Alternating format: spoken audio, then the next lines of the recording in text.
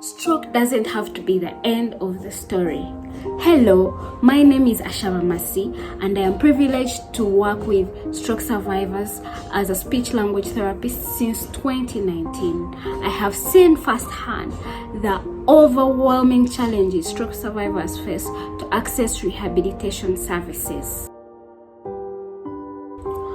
While hospitals treat the immediate effects of stroke, post-discharge care is either unavailable or inaccessible. Beyond just therapy, it is the emotional toll of suddenly becoming disabled that hits the hardest. Survivors in rural or remote areas find it the hardest to access support. Without proper rehabilitation, stroke survivors stay highly dependent on their caregivers for basic tasks due to decreased mobility and difficulty communicating. Hence, economic and emotional strain on their families.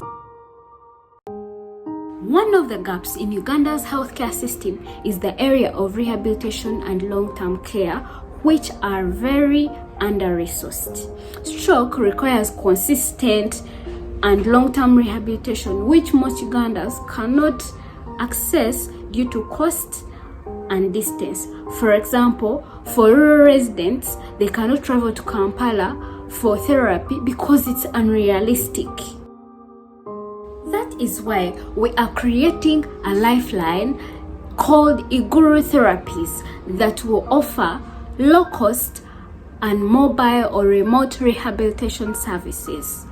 This community-based model will find and give therapy to a patient wherever they are located. We shall also build stroke support groups where the survivors can share the stories and find strength to continue moving forward.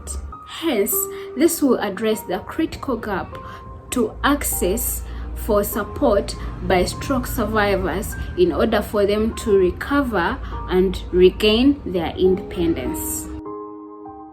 This lifeline will benefit any stroke survivor and their families across Uganda, especially the underserved communities or anyone that requires rehabilitation services. Our community-based model will create mobile clinics that will offer occupational therapy, speech therapy, physical therapy, and psychological support. We shall also introduce tele-rehabilitation services for those that can access mobile phones. Once funding is secured, the Lifeline will be launched within 3 months. We want to reach over 500 stroke survivors within the first year of opening.